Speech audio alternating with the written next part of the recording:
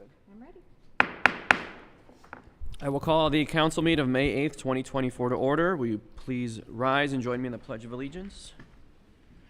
I pledge allegiance to the flag of the United States of America, to the republic for which it stands, one nation, under God, indivisible, with liberty and justice for all. Will you please call roll? Perry. Palmer. Here. Vincent. Here. Bilski. Here. Foster. Madden. Silver. Is there a motion to excuse Councilmember Lisa Perry from the May 8th, 2024 meeting? Moved. Thank you, Stacy. Is there a second? Second. All together. In stereo. Okay. Please call roll. Allner. Here? Vincent. Yes. Bilski. Yes. Foster. Yes. Madden. Yes. Silver. Yes. Dana is under the weather and Lisa is not here, so we're going to skip over the treasurer's report and tax administrator's report for March. We'll cover those at the June meeting. A discussion of the bills to be paid in the month of May in the amount of $283,024.20, and additional April expenses in the amount of $63,556.62. Any questions or comments on those? What were the additional expenses, just for? It's listed on here. It's on the, It basically is, The attachment? covers the next, the time frame from the last to the next. it happens every month that there's always additional expenses. Any other questions or comments? All right. Is there a motion to award the bid for the concrete road repair program for 2024 to TC Construction Company in the amount not to exceed $205,650? I will make the motion. Is there a second? Second. You, Stacy? Brian?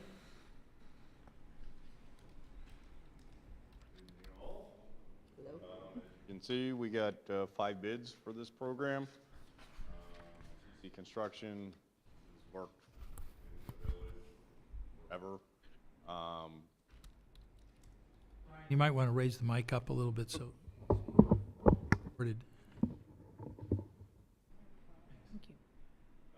Basically, the repairs are predominantly going to be on Harvard Road and on Orange Place. We do have a few individual catch basins around the village that we're going to be doing. Like I said, TC Construction, very reputable, been in the village. I couldn't even tell you how many times over the past few years. Bid was significantly under the engineer's estimate, well within our budget, and would recommend award. All right. Any questions? All right, yeah. Yes. Vincent. Yes. Bilski. Foster. Yes. Madden. Yes. Silver. Yes. Are there any audience comments relating to agenda items only? Ed? Audience, so take that as a no. Moving on to old business, ordinance 2024-7, an ordinance amending subsection 1170.04A, area regulations of the codified ordinances of Orange Village and declaring an emergency. This is on for the third reading, and it has been recommended by the Planning and Zoning Commission. Is there a motion to approve ordinance 2024-7? I will make the motion. Make them from now on. Is there a second? I'll second. Phil, thank you. We've had several discussions on this one. This is up for the third reading. Does anyone have any additional questions or comments on this? I would just ask either the mayor or our attorney to just clarify again the significance of what this ordinance specifically does and how that would, what the difference is if we would say yes or no on this. Sure. Thank you. This ordinance allows the development of property that is zoned S1, but is not composed of 25 or more acres.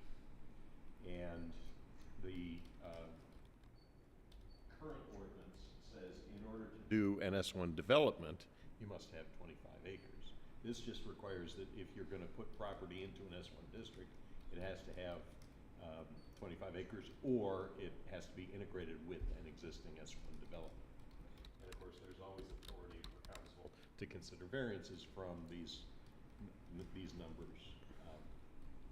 So there's a specific property that is zoned S1. It's in between two properties that were developed as S1, which are not composed of 25 acres, but were developed that way. This avoids having to have a variance right out of the gate for that development. So when those other two were developed, I assume there was a variance granted at that time? I couldn't find one. And I don't recall if we had changed the code or what had happened, but those went through without a variance. Okay. Would it be their own separate area, or would it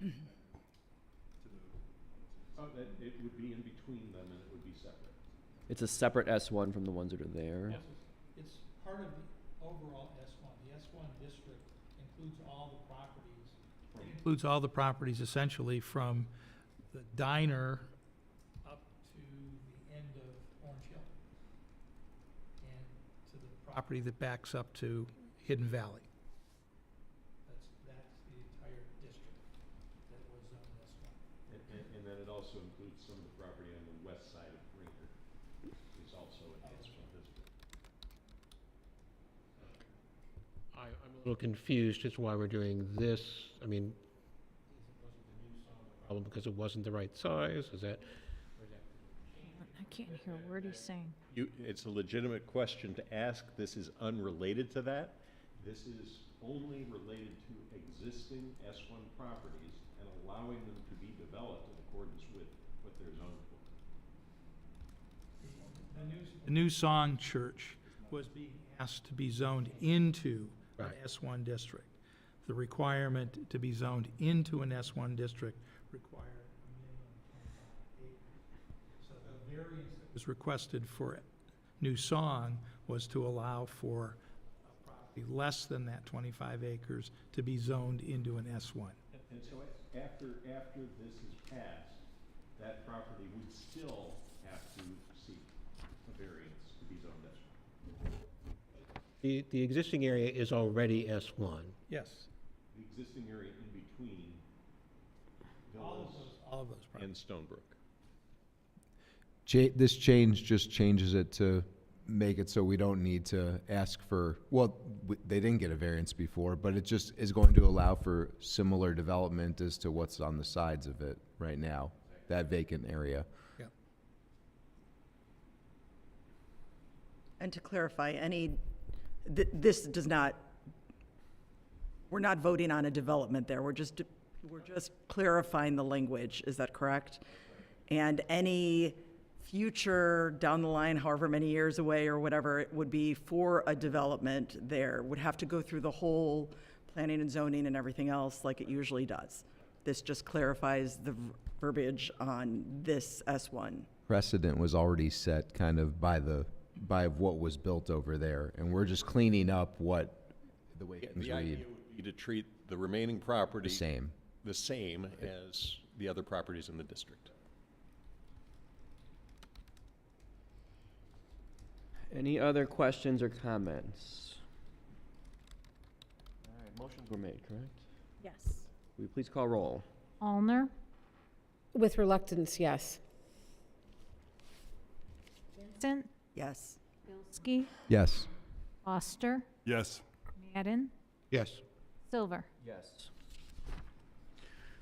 All right, ordinance 2024-8, an ordinance amending certain subsections of section 1127.03, streets of chapter 1127, design standards of the codified ordinances of Orange Village, and declaring an emergency. This is on for the first reading, and it will be referred to the Planning and Zoning Commission. I'll make that motion. Well, we're not voting. You have to on motion to go to planning and zoning, or it's just automatic? Okay. Motion. it. No. Can, I'll give you a short course as to Yeah. what this is about. Okay. In our zoning code, there is a requirement for cul-de-sac streets, single entry streets, to be limited to 1,000 feet. That limit was established years ago before we had fire hydrants and water lines throughout the village. And the limitation was based on the amount of line that could be extended from a fire truck to fight a fire was no more than 1,000 feet. We now have, and the language that is proposed in this is that as long as the development has fire hydrants within 300 feet of each other, and along that, there's no need for this 1,000-foot limitation. The other change that's being made here is that it is preferred to have two means of access and egress to a subdivision, but oftentimes that's just not possible. So we are calling out that it's preferred to have two means of access and egress, which the fire department likes. The police department likes to have one means of entrance and egress, because if somebody's causing mischief at the end of in the subdivision, it's nice to be able to see who's coming and going. So we'll let them duke it out. On 1127.03, it just, at the end of it says, from the preferred standards identified for good cause. What defines good cause? That's, good cause is what's determined by the Planning and Zoning Commission. It may differ in any given situation. You look at all the facts and determine whether the applicant has sufficiently established. It's just a general. Yeah. Okay, that's what I want. Thank you. Instead of saying it's reasonable. Yes. Other streets that are 1,000 or more? That change the other ones? Valley? How long is Hidden Valley Drive? Hidden Valley Drive, I think. Valley would be. Other cul-de-sac streets that are over 1,000 feet. No, Waterford's not 1,000. Isn't Camp Orange Tree? Pretty close, probably. Cambridge is probably close to that. Hidden Valley is certainly that. Smithfield. Yeah, exactly. Those all have hydrants, so it's irrelevant. Smithfield, maybe. Smithfield, and Duluth,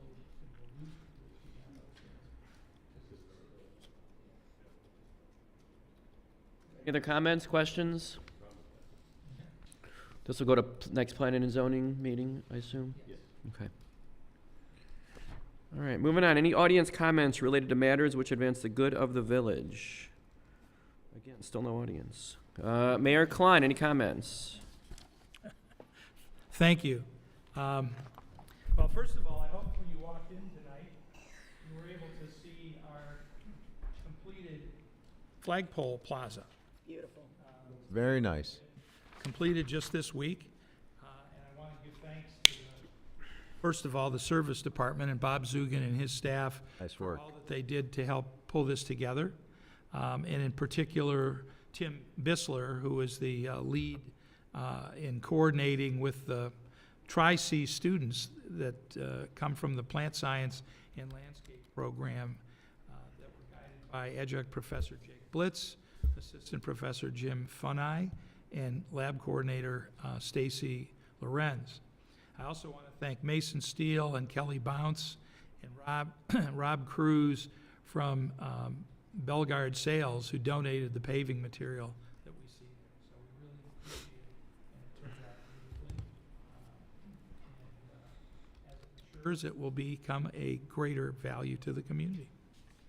I also wanted to let everyone know that we have 4 new drinking fountains in the village facilities. That look new out there. We have a bottle filler and drinking fountain that's in the alcove out here in the village hall. We have one in the fire department, one in the service department, and one in the building department. And we're happy to have that. Thank a nurse, as this is National Nurses Week. Please, if you know a nurse, or As well. Is it really? thank you, Jeff. It is a thing. That's small. Oh. I also want to wish all of our mothers, grandmothers, sisters, and a very happy Mother's Day this weekend. We you every time for all that you do for us and how you've created the people that we are today. Next week, or no, not next week, in 2 weeks, on May 22nd, there will be a ceremony at the Triangle in Chagrin Falls recognizing First Responders Appreciation Day, where our Sergeant Mike Doublejack will be acknowledged. I'm planning on attending, and I've invited our police and fire fighters as well to join me for that event. It's 5 o'clock at the Triangle in Chagrin Falls. What date, what's the date of that? May 22nd, it's 2 weeks from tonight. Triangle is the park in the middle. Okay, and that's all the news that I have. All right. Mayor, just I can add on that, the water fill stations, Terry, those were paid for by an EPA grant that Terry applied for. So those were paid for 100% through grant program. Wonderful. Nice. Better. Perfect, thank you. Nothing like free water. All set? That's it for Okay. me. Because we have several new members of council this year, I wanted to share with them, along with our more experienced members, the single biggest lesson that I have learned during my 4+ years as a member of Orange Village Council. I am not an expert on many of the topics that are presented to us, nor do I or we need to be experts. Our job is to listen to the experts, which include the department heads, police and fire chiefs, planning and zoning committee, finance committee, village engineer, and legal counsel, and then make decisions based on their expert recommendations. These people are invaluable resources to us, and their experience and expertise should not be discounted or taken for granted. Their job is to guide us to make decisions that are in the best interest of Orange Village and our residents. I ask that you please keep that in mind when voting on ordinances, resolutions, and other legislation going forward. That is all that I have. Moving on to council comments. Kim Olner. Yeah, I do have some comments. The Kiwanis rummage sale is in July, and drop-offs have started Saturday mornings from 9 to 12 behind the tennis courts at the school, and looking forward to getting lots of stuff for that. And I am also excited to be discussing with the mayor, as well as with Cuyahoga County and with all of my fellow council members, as well as the police and fire chiefs, a new program called First Call, which is Crisis Assistance in Local Linkage. This is a program which currently has 5 municipalities part of it, which are Shaker, Cleveland Heights, Richmond Heights, South Euclid, and University Heights. And this essentially embeds a social worker or someone with mental health expertise in with the police to be able to respond to calls, particularly when people are struggling with suicidal ideations. And this is a way to get help to people quickly so that they can receive help and referral immediately to help that they might need. So this is certainly not a done deal, but we are starting discussions, and I am hopeful that we would be able to start this program in August or September timeframe in Orange. I think it would be a huge benefit to the residents of Orange. Of course, we have phenomenal police and fire personnel, but their expertise is not in mental health care. So this would allow us to provide somebody who does have that expertise. And this is a program that has been funded by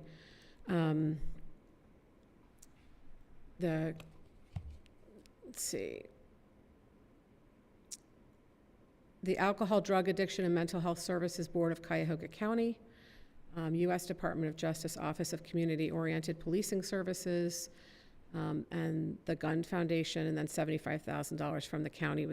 That's how they've funded it for those 5 municipalities, and we're working to have it funded along those same lines. We're hoping that that comes through for us. So if all goes well, it'll be something that our residents can benefit from and will not even cost us anything. So I will continue to keep the mayor and council and our chiefs advised of developments and work with our chiefs to try to make this happen, and with the mayor as well, so. All right. Thank you. Stacy? Yeah, sorry. So would families that have family members that are compromised or in distress, would they be able to register with the services? So that way, if they came out to a situation, they would know at least that that person, you know what I mean? What they're getting into a little bit. To get into when they get there. I'm sure you guys would rather know, you know what I mean? Because there's certain circumstances where people are in distress or having a crisis, and you don't know. So you may approach them a little differently. I'm not saying ultimately, but it may give you a moment to pause before you. I don't want to misspeak, so I'll have to wait and find out exactly how the ins and outs, and how the program works. It sounds like a great idea to do that, but I will defer to how the program is set up. I know that they work with Chagrin Valley Dispatch, and that's who we use as well, and that's one reason why it might be able to seamlessly sort of add us on. But I have to ask about your question. It's a great question, but I don't know the answer, and I don't want to misspeak. Stacy? Evening, everyone. First, I want to thank Bob Zugan and his team for taking care of our tree lawn situation and also fielding answers to questions from our residents in such an expedient manner. We had a light out on our street. One call to Mr. Zugan, and I don't know, 5 minutes later it was taken care of. It's unbelievable. So as a reminder to all, if you ever have an issue, you can always reach out directly to our service department. They're the best around. Planning and zoning met yesterday, approved the plans for a deck in an unusually shaped wild cherry oval home, approved a new home on Lander, a new build on Lander and Brainerd with some caveats that will be brought back to the administration and or planning and zoning. They also approved the redesign of the front of the courtyard by Marriott. And we did hear from folks at Omni on the preliminary development plans for Orange Place South. They were just sharing information. There was nothing that needed to be approved as of yesterday.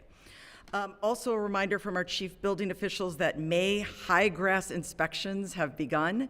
8 inches is the maximum height permitted. If your grass exceeds that with no natural growth plan in place with the building department, a notice will be given that the resident has 2 business days to take care of it, or the service department will come out to take care of it at time and a half. So cut your grass, save some money. School report, mayor's meeting was last week. Some of you were there. I won't go into it extensively, but it was well written by Mr. Wittenberg. So if you'd like to learn more about what happened, you can check it out. Check out the article. The next school board meeting is on May 13th. Also in school news, the marching band will perform in the Thanksgiving Day Parade in Chicago this November. Speaking of bands, just a reminder that the OHS Marching Lion Band Lionettes and 8th grade band will perform the national anthem at the Guardians game coming up on May 20th. Get your tickets now. And also, the Pitt Orchestra has been nominated for a Playhouse Square Dazzle Award for the 4th year in a row. So congratulations to all of our Orange Village student musicians and all of our student musicians. I had the opportunity to attend the Kindness Festival hosted by Centers Pediatrics this past weekend. It was a wonderful event. I saw Councilwoman Ulner there as well, working one of the tables with her daughter. While I was there, though, I was able to experience a sensitivity van that was brought to the event by the Cuyahoga County Board of Developmental Disabilities. It's called a mobile sensory space. It was amazing. It's a calming space for anyone that has any kind of sensitivity issues. They have certain relaxation or stimulation, including a bubble tube, interactive tactile panels, twinkling lights, and so much more in it. And I was thinking that it might be a good idea to have that van at our event coming up at Party in the Park. It is free. It's just a matter of if they have availability of that day. So I just wanted to bring it up and see if it's something you all would be interested. I will get that information to Anna. They also offer a portable universal changing station, which is really for events in public spaces that lack universal changing tables. I didn't see it there, but it sounded like something interesting, so we can look into that more. I have a question for everybody. Our 6-month hold window on the issue of permitting marijuana dispensaries, I think, is ending next month. And I'm just wondering if our moratorium is something we want to extend or just put on the on the agenda for next month to discuss. I know the state's still working on its own guidelines for these dispensaries, and that's one of the reasons we put it on hold in the first place. I also know of somebody that is works in the industry and is a proponent and is willing to come in and speak to us if we wanted to hear more about that. Just wanted to see where we are on this and when that moratorium ends. Steve, do Ends, I guess we better put it on the agenda to revisit it. you know when the moratorium ends? Is it Yeah, it would have been 6 months after January, so whatever. July? Yeah, so it'd be for June. Okay, so maybe something we can add to the agenda to discuss. If people would like to hear from maybe a pro and a con, we can certainly bring individuals in for both. Also, Juneteenth is right around the corner. We've mentioned the possibility of doing something celebratory here in Orange Village. I was wondering if there was any thought being given to anything this year, or if it's something that we can consider for the future. I don't know if the mayor has given. Didn't we make that a paid holiday? I think she's referring to Oh, some yeah, sort but of I think public she wants to know holiday. if you want to have something. Okay, Yes. oh, you're talking about an A little late. event. I An event, yeah, An event is kind of. or something. What do you want to plan, Stacy? Up to the mayor. No, I'm open to ideas for sure. Yeah, I would love to recognize that event that day in some way. And it's close to our party in the park, not on top of it, but within a month. You have a concert. It's closer to Oh, right. Yeah. Who's performing in the concert, or is that a surprise? We're still working on it, but it might be a Beatles tribute band. Oh, there we go. Those are universal. So I will give it some thought too. Obviously, it's right around the corner for this year, but if anybody listening to this or anybody on council has any ideas on how we can celebrate the date, let me know, please. With that, I also want to wish everybody a happy Mother's Day to all who are moms, who have been like a mom, who have served as moms, who have moms, which in some way, shape, or form, we all do, and we're just grateful to all of the women in our lives that have made our lives special.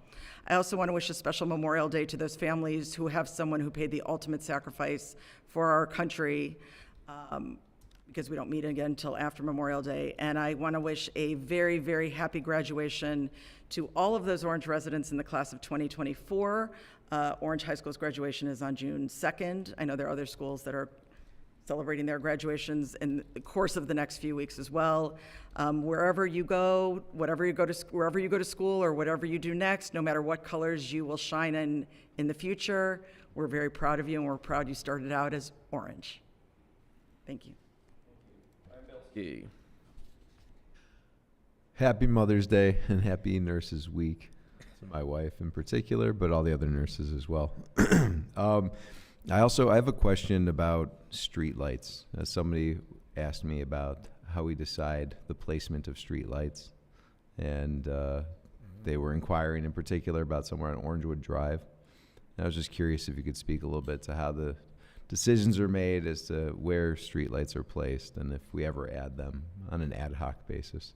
Typically in the intersection, but most of the time when that developer comes in for the development agreement, they come in with a plan and it starts at the planning commission. All those streetlights, 90% of the streetlights in the village are all under First Energy program. We pay a flat rate for it. The exception is Orange Place North South. Those are all village maintained ones, so we take care of those. So, but typically, like your development there in Orangewood, you'll find one at the cul-de-sacs and you'll find one at most every intersection. Okay. But if somebody was really, really anxious to try to get one installed somewhere else, that's just not really possible, or it would take. We're working with First Energy now. We're having one installed at Bayside on Lake Valentine. Yeah. On Emory Road. Obviously, there's a stop sign intersection there, so but there is a cost to the village for each one of those, and then we'll carry on that fee from here on out for the operational and usage side of things. So Gotcha. it's a matter of putting them in, requests and stuff like that.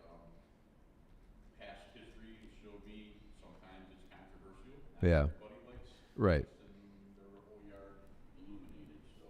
Gotcha. We would look at it for safety wise, and I would certainly talk to the police department Okay. All right, thank you. Ryan, to that point, Beechwood is undertaking a streetlight program that they're experimenting with. I've been in touch with Mayor Burns over there to find out how that's working, what it's going to do. They haven't executed on it yet, but I was looking to see what that turned out to be as it related to some of the side streets where we do. It would be nice to have a little more illumination to make the streets more safe. Yeah. And I'll report back once I've had Burns and Beechwood about it. Sounds good. Thank you, guys. That's all. Thank you. Jeff Foster. Bill. I had one resident ask me about, when meetings were, and I said, first 2 Wednesdays at 7. She said, well, I work every Wednesday evening, so I'll never be able to attend or comment. Having, I know that she can see it on video, but I don't know that she can actually add her comment video. So, I don't know if we'd ever consider that, having alternate different nights for meetings occasion. I don't think it's ever come up before, and we're never going to find a time that can accommodate everyone, so. I would think that we would welcome comments that might be sent in, either before or after the meeting. I don't know if there's any way, I don't know if it's interactive or we're just broadcasting our. You set a deadline for comments to be read out loud on people, so like Monday. You can always just submit them to you or someone else. Any of us, if we could read it during our Yeah. time, I mean, There's lots of ways to have your voice heard, so, Somebody contacts you and they have a comment, I decide to read it into the record. yeah. Anything else? Anything else? I will make a motion to adjourn to executive session for the purpose of discussing pending or prospective litigation and the possible purchase or sale of real estate. And we'll be inviting Steve Byron, Mayor Klein, and I believe Brian Mader in as well. Is there anyone else? And Bob Zugan. Anyone else? Second the motion. Okay. Thank you, Stacy. I think we need roll on that then, right, if it's a motion? Yeah. Allner, yes. Vincent, Bilski, Yes. Foster, Yes. Madden, Silver. Yes.